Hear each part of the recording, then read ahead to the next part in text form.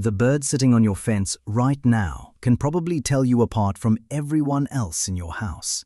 Not a person. You. Your face, your walk, the exact sound of your back door. And here's the strange part. It has most likely already decided whether you are safe or dangerous. So why does it freeze the second you step outside? Why does the whole feeder scatter the moment you reach for the handle? It isn't random, and it isn't because they hate you. By the end of this, you'll know the 4 reasons your birds bolt, why for some of them it is genuinely personal, and the one small change that gets them to stop seeing you as a threat. Let's start with the part most people get wrong. To a chickadee that weighs less than 2 sheets of paper, you are enormous, a slow-moving giant. And every wild bird is running a constant calculation that biologists call flight initiation distance. It's the distance a threat can close before the bird drops everything and flies. Staying means food. Leaving means safety.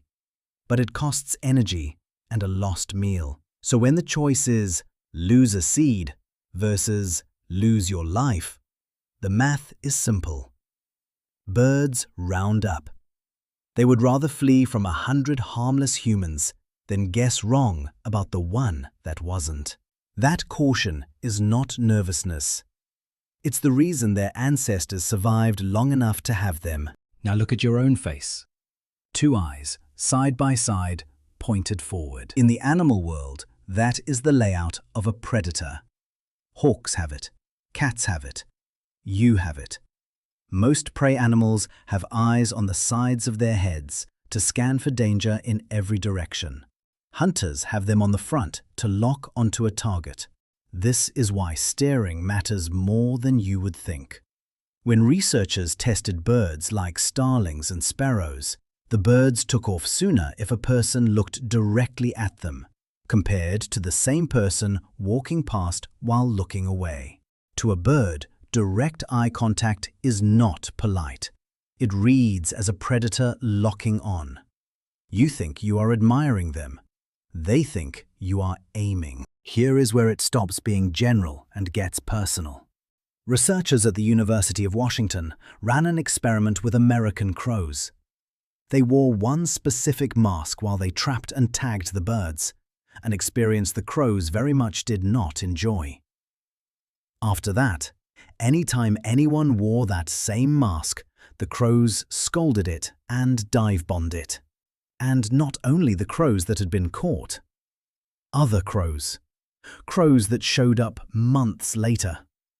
The reaction kept going for years. The birds had memorized one dangerous face and passed the warning through the whole local population. It isn't just crows. In a University of Florida study, northern mockingbirds learned to pick out one specific person who kept approaching their nest. After only a handful of encounters, they singled that person out and got aggressive, while completely ignoring strangers who walked the exact same path. So when your birds scatter, some of them are not reacting to a human. They are reacting to you, based on what you did last time you were out there. And there's a decent chance they have told the neighbors. A lot of this fear is not even first-hand. Young birds watch the adults constantly.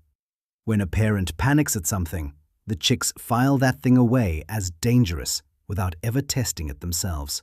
The fear gets handed down, generation to generation, like a family rule nobody questions. That's why birds in regions where people hunt them stay jumpy from a long way off, while birds in a busy city park will land right next to your shoe. Same species, completely different nerves. The only difference is what their world has taught them about people like you, which is the good news, actually. If fear of you is learned, then it can be unlearned. City birds prove that every single day. They have worked out that the giant on the sidewalk is not hunting, just passing through. So their flight distance shrinks week after week until they barely react at all. You can earn the same thing in your own yard. The trick is almost funny. You have to become boring and predictable. Show up at the same time in the same spot. Move slowly. Don't walk straight at them and don't stare. Glance, then look away.